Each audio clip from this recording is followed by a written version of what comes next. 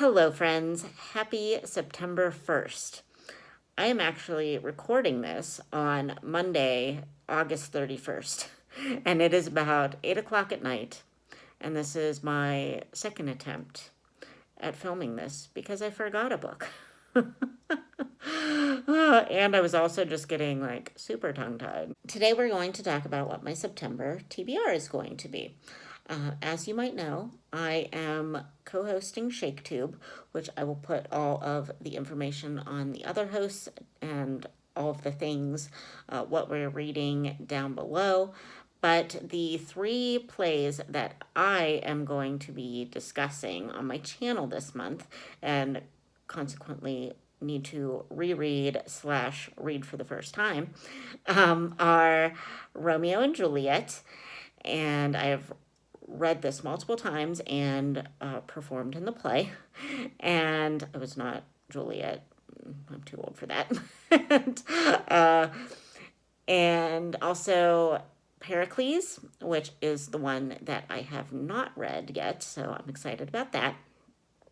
And The Taming of the Shrew, which I am going to try to defend somewhat. So that makes me a little nervous. And then we are all of the hosts are going to be doing a group video on the play Hamlet. It's going to be one of those videos, folks. So that is already 4 Shakespeare plays that I need to reread, basically. 3 rereads, 1 read for the first time. And I also want to try to read some of the other plays from the other hosts. So, and I can't even remember off the top of my head what everybody else is doing. So that's going to kind of be a mood read week to week, I think, because I probably won't be able to read everybody's plays. So I might just have to pick and choose. So, but maybe we'll see. We'll see how it goes. Right now, I'm feeling a little overwhelmed, and it's only the start of the month, so so I'm not going to push myself. But yeah, it's a possibility. So and also, if you follow my channel, you will know that I am also co-hosting a 3-month-long reading challenge called the Fall into Reading Challenge.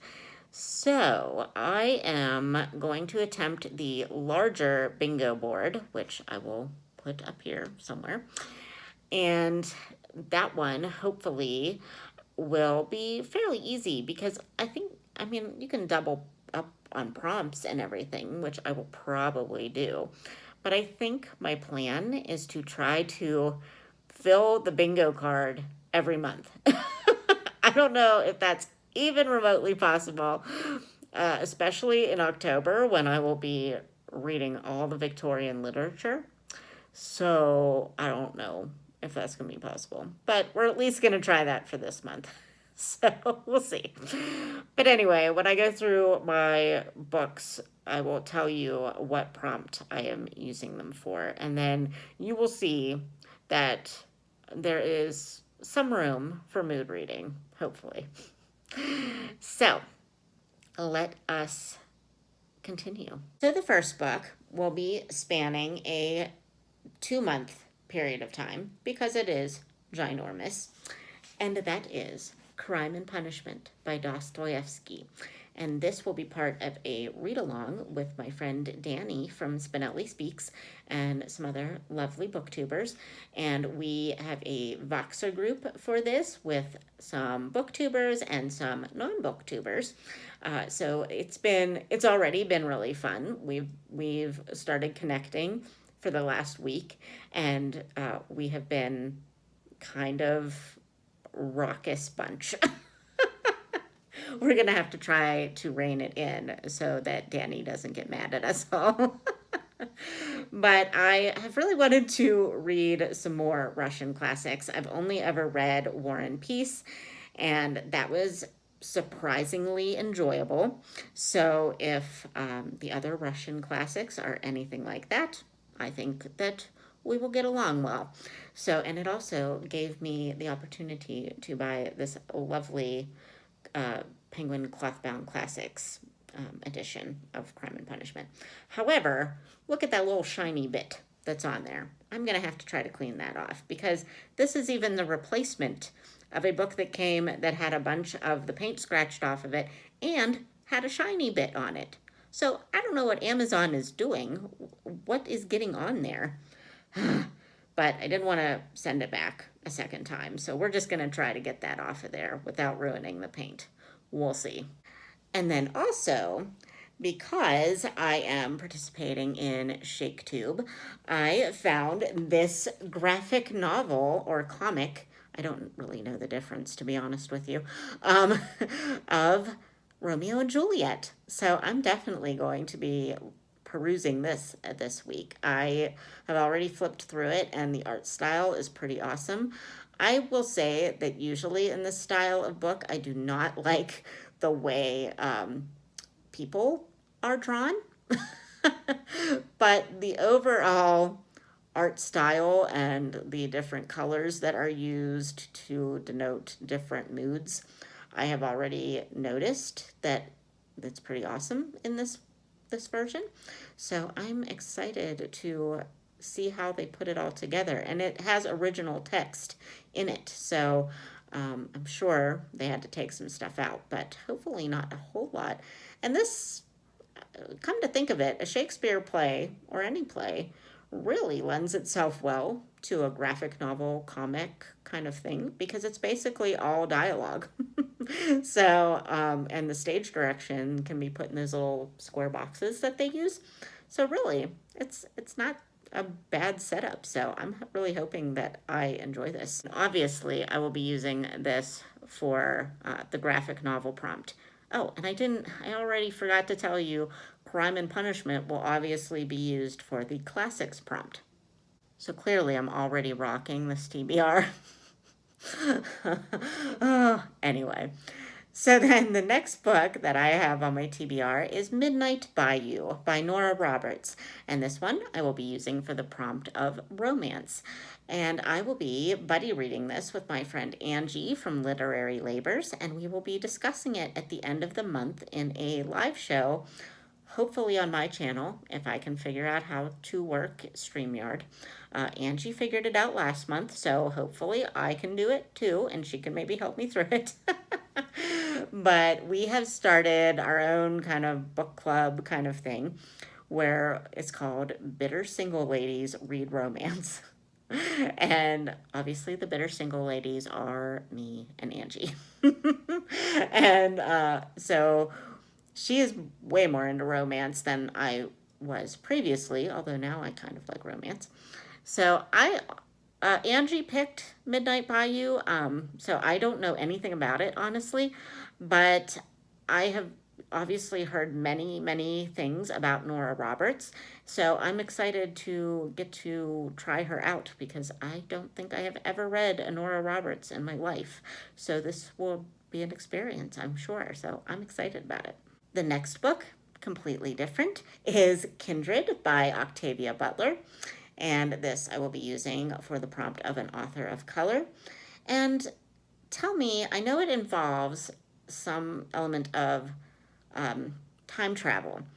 But I think I have heard somewhere that Octavia Butler is considered a sci-fi author. So is time travel considered sci-fi?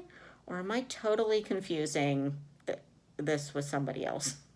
I don't know. Let me know. But I thought that I had heard that Octavia Butler was one of the first Black women sci-fi writers to kind of hit it big. So yeah, let me know if I'm right about that, because I might be thinking of somebody else, but I don't think I am. But anyway, this is going to be our group read for the Falling Into Reading challenge. And we have an Instagram group chat for this and a reading schedule. It's going to be happening in the middle of the month, the 13th through the 19th, I believe. So if you want to go over to my Instagram, I'll link that below. If you would like to be added to the chat, I will gladly do that. But yeah, I am excited to read this one too. And I believe if you want to participate with us and you want to find a graphic novel. I believe that there is a graphic novel edition of Kindred, but my friend Amanda from the Curly Reader read the graphic novel edition recently, and she said it was very, very violent and gruesome, and I can't. So I would rather just read the words on the page, because my brain is imaginative enough. I don't need the visuals in front of my eyeballs. So I just am going to read the words. But just know that it is out there. Sorry, an alarm went off and cut off my video. So anyway, I was saying that if you need a prompt, or if you need a graphic novel for the prompt of graphic novel, that is an option for you. And then I will be reading House of Dreams by, I believe, Rose Rosenberg. No, not Rose Rosenberg. Oh, God. Liz Rosenberg. This is going downhill quickly. I will be reading this one as part of like a little offshoot of the Analog 2020. And it is I believe it is a middle grade, but it is a nonfiction. So I will be using this for the prompt of nonfiction. And it is about the life of Ellen Montgomery, who wrote the Anne of Green Gables series. And this also ties in with my friend Krista's readathon called the Kindred Spirits Read-Along, or Readathon. She will also be reading House of Dreams along with the group, I believe, and a plethora of other Ellen Montgomery works in the month of September. So I'm really excited about that. If I can fit in any more books after my TBR stuff is all done, I'll definitely be reading some more Ellen Montgomery, because she is a delightful, delightful author. Next, I will be reading Midsommar Mayhem, which is a middle grade, so that's one of the prompts that I will be using for that. And it is a retelling of A Midsummer Night's Dream by Shakespeare. So one of the things that I have kind of wanted to do during ShakeTube is to read some retellings. And so far, this is the only one that I have absolutely slated for my idea of retellings. But I do have some other ones that I wrote down from other booktubers' recommendations. And so again, if I can fit them in, I will definitely be reading more.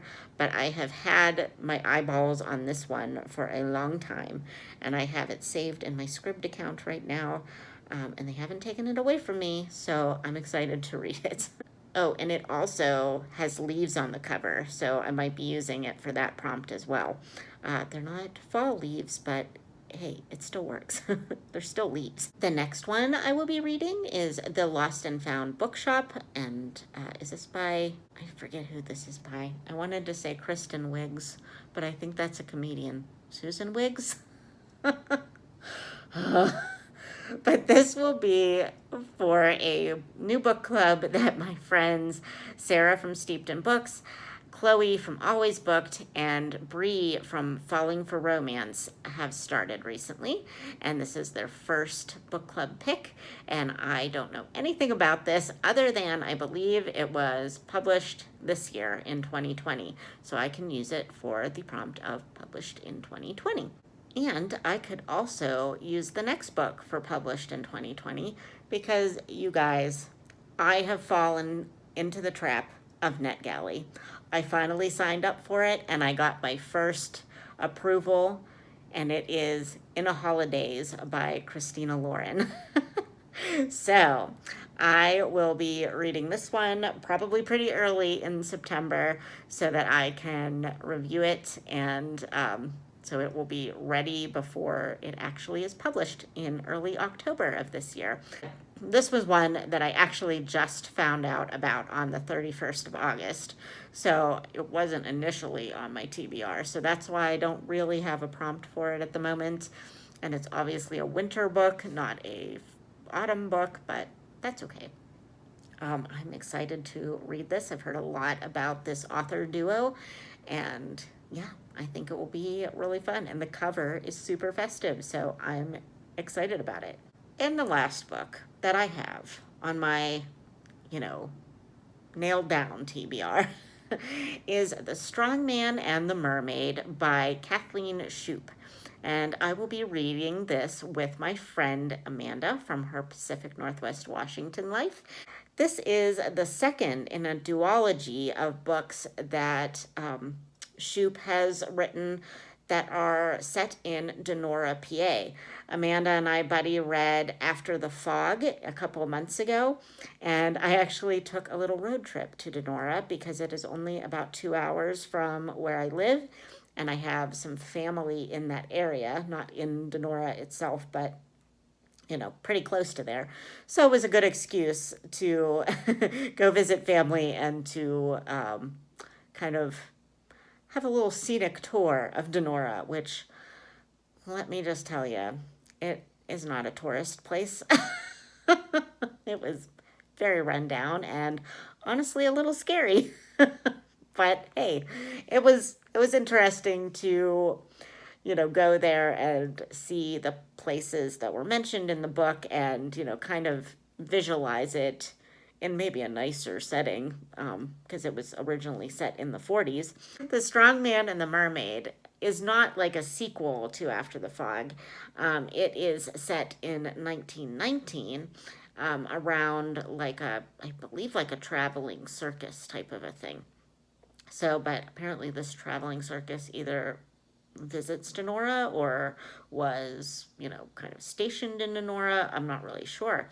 So I'm really excited to read this because this feels like, I know it's historical fiction, but it feels like history of my area, like local history for me. So that is really interesting for me to read history, but in a fictionalized way, which to me usually makes it more interesting. I'll be honest. So yeah, I am really excited about it. And honestly, Amanda just reminded me that we were supposed to buddy read this in September today. So that is why this TBR is like super duper late. But anyway, that is my official TBR for September. I kind of plan on mood reading as much as I can. Like some of the things that I'm planning on reading are short. Like there's a middle grade in there and plays and things like that. So I really don't think it will be that difficult to get through these. So maybe I will have a little bit of time to read some shorter retellings or something like that. I'm going to try. I'm going to attempt to vlog. I kind of fell off the wagon a little bit at the end of August because I just got a little overwhelmed with things, and kind of forgot to film clips and things. So, but I'm going to try to be a little bit better about that. I've got some travel plans happening, and yeah, so that might be some more interesting vlog footage if I can. We'll see. So anyway, friends, I am going to go and have a glass of wine, and turn up my air because I am like really sweaty right now. I don't know what it is, but anyway, I'm gonna go. So I hope you are having a good start to your September, and I will talk to you soon. Bye, friends.